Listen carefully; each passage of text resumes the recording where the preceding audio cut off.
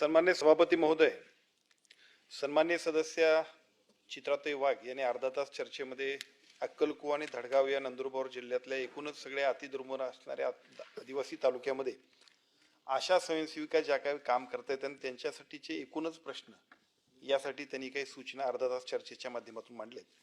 आणि त्या चर्चेच्या अनुषंगानं सन्मान्य सदस्य उमाताई खापरे यांनी सुद्धा त्या सगळ्या आशा स्वयंसेविकांचे प्रश्न असतील किंवा आदिवासी भागातील सर्वच आरोग्याच्या सुविधा अधिक दर्जेदार करण्यासाठीच्या काही सूचना केलेल्या आहेत.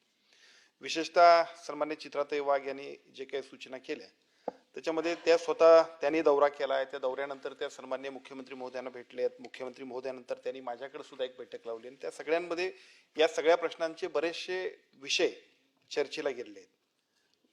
अनेक प्रश्नांमधनं काही चांगल्या सूचना त्यांनी ज्या केल्यात की ज्याच्यावरती आम्ही निर्णय घेणं सुद्धा अपेक्षित आहे. आणि त्या चर्चेतल्या सूचनांप्रमाणे पहिला मुद्दा एक असा आहे, त्यांच्या पोटतिडकीमध्ये ते ज्या बोलत होत्या त्यातला मला असं वाटत होतं की त्या आमदार आहेत काय त्या आशा स्वयंसेविकांच्या प्रतिनिधी आहेत मला कळेना. म्हणजे संघटनेच्या प्रतिनिधीसारखं काम त्यांचं चाललेलं होतं, पण त्यातून सुद्धा त्यांची संवेदना अतिशय चांगल्या पद्धतीने त्यांनी ज्या काय एकूण भावना मांडल्या त्यातला पहिला मुद्दा असा आहे की आशा स्वयंसेविकांचं काम आता महाराष्ट्रामध्ये जे चाललंय ते अतिशय चांगल्या पद्धतीने चाललंय.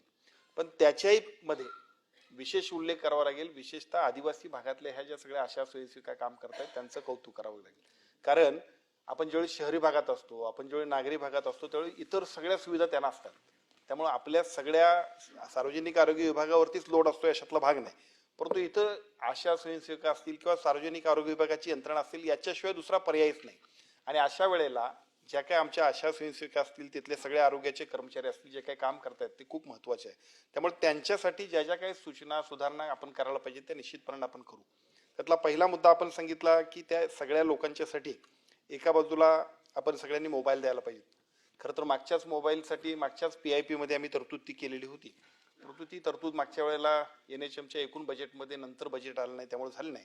पण पुढच्या टप्प्यामध्ये आपण दर्जेदार अशा पद्धतीचा मोबाईल त्यांना देऊ. कारण ती त्यांची नाही आमची गरज आहे, डिपार्टमेंटची गरज अशी आहे की आता हे मी परवा सुद्धा अयोध्येच्या दौऱ्यावरती म्हणजे उत्तर प्रदेशमध्ये गेलो होतो आणि एका उपकेंद्रामध्ये ज्या पद्धतीने कवचचं जे काय त्यांच्याकडे जे एक अतिशय चांगल्या पद्धतीनं काम चाललंय ते बघितल्यानंतर माझ्या असं लक्षात आलं की ह्या सगळ्या कामाची गरज आपल्याकडे सुद्धा छोट्या छोट्या वाड्या खेड्यांमध्ये जर आपण दिली तर लोकांना दर्जेदार पद्धतीच्या सुविधा देऊ शकतोय.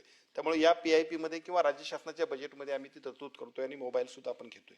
दुसऱ्या बाजूला आपण सांगितलं की अँब्युलन्स सुद्धा द्यायला पाहिजे.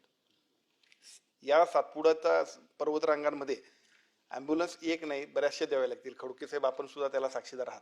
कारण मी ज्यावेळेला तिथं दौरा करत होतो त्यावेळेला वरच्या बाजूला गेलं की खालचा आणि वरचा काही संबंधच येत नाही. म्हणजे तिथंच तुमच्या अमरावतीपर्यंत किंवा खालच्या बाजूला आमच्या बच्चूभाऊंच्या मतदारसंघापर्यंत यायचं झालं तरी सुद्धा जी काय अवस्था आहे तोपर्यंत पेशंटनं काय करायचं, फक्त देवाचा भरोसा ठेवूनच जायला पाहिजे अशी सगळी परिस्थिती आहे. त्यामुळं त्या सगळ्या गोष्टींसाठी आपण तिथं स्वतंत्र अँब्युलन्स सुद्धा CSR आता आमच्याकडे उपलब्ध आहे. अनेक लोक आपल्याकडे मदत करायला तयार आहेत.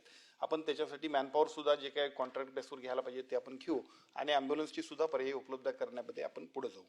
दुसरं आपण सांगितलं की जननी सुरक्षा योजना जी आहे त्या जननी सुरक्षा योजनेमध्ये आपण जे काही एकूण पैसे देतोय त्या पैशामध्ये सुद्धा वाढ करायला पाहिजे. थोडासा हा मुद्दा फायनान्शियल बर्डनचा आहे, परंतु निश्चितपणानं पूर्वी जर 50 रुपये आपण सगळं जेवण द्यायचं म्हटलं तर ते कसं शक्य आहे. पण त्याच्याबद्दल एक बैठक घेऊन त्याच्यामध्ये काय सुधारणा करायला पाहिजे ते आम्ही करू. आपण वजन काटा, थर्मामीटर एकूण त्यांना सगळ्या गोष्टी देण्याबद्दल सुद्धा सूचना केल्या. तर निश्चितपणाने ज्या ज्या गोष्टी त्याच्यासाठी आवश्यक असतील त्या आपण करण्यासाठी पुढे जाऊ. आणि या एरियासाठी म्हणजे आपण जी बैठक घ्यायची म्हणतोय त्या बैठकीमध्ये सुद्धा हे मुद्दे घेतले तर त्याचा फायदा निश्चितपणाने होणार आहे. त्यामुळे निश्चित या सगळ्या गोष्टी आपण करण्यासाठी पुढे जाऊ. आपण त्या सगळ्या आमच्या आशा स्वयंसेविकांना ज्या काही साड्या द्यायला पाहिजे त्याच्यासाठी सुद्धा आपण बजेट वाढवण्यासाठी सांगितलं.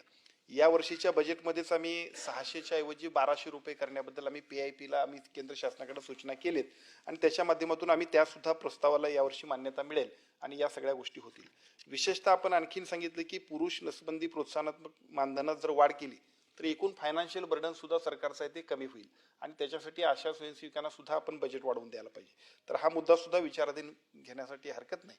आपण त्याला एकूण आत्ता जे काय आपण पैसे देतोय त्याच्यापेक्षा वाढवता आले तर आपण त्याच्यासाठी सुद्धा जी काय आर्थिक तरतूद करावी लागेल त्यासाठी मात्र आम्हाला धावपळ करावी लागेल. पण हरकत नाही, ते सुद्धा धावपळ जर केली तर त्याचा उपयोग निश्चितपणाने होणार आहे. आपली दुसरी एक सूचना जी आहे आणि ती रास्त आहे. आता ती तिथंच नाही, आम्हाला सगळ्या महाराष्ट्रात करावी लागेल अशी परिस्थिती आहे. कारण आता आम्ही 1400 डॉक्टर्स भरतोय.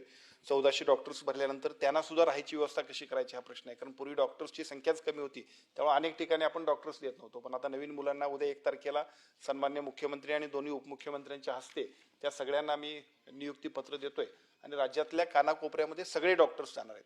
पण ज्यावेळी ही नवीन मुलं डॉक्टर्स म्हणून जातील त्यावेळेला पहिल्यांदा त्यांना एका बाजूला सेवा द्यायच्या आहेत, पण त्याचबरोबर त्यांच्या राहण्याची व्यवस्था सुद्धा आम्ही केली पाहिजे. त्यामुळे एका बाजूला सगळ्या डॉक्टर्ससाठी आणि डॉक्टर्स बरोबर तिथं आता अशा पद्धतीनं अगदी अडचणीच्या वेळेला आशा असतील किंवा आमचे सगळे कर्मचारी सुद्धा ज्यावेळेला जातील पेशंट्स घेऊन त्यावेळेला तिथं राहायला निवाऱ्याची व्यवस्था पाहिजे. त्यामुळे आम्ही त्याचं सुद्धा नियोजन करून त्याचा प्राधान्यक्रम हा आदिवासी भागातनं सुरू करू, कारण ती तिथं गरज आहे. त्यामुळे मला वाटतं की या सगळ्यासाठी सुद्धा, आणि आता आपल्याकडे 2 गोष्टींचा ऑप्शन्स आहेत. एका बाजूला आपल्याकडचे फंड्स आहेत आणि दुसऱ्या बाजूला CSR मधून सुद्धा अनेक लोकांना जर आम्ही विनंती केली तर खूप चांगले ऑप्शन्स आमच्याकडे आहेत. त्यामुळे तसा एक जर आपण प्राधान्यक्रम ठरवला तर त्याच्यामध्ये आम्हाला त्याचा फायदा होणार आहे. त्यामुळे या सगळ्या गोष्टी आशा स्वयंसेविकाच्या दृष्टिकोनातूनच नव्हे तर सार्वजनिक आरोग्य विभागाला सक्षम करायच्या दृष्टिकोनातून गरजेचे आहेत.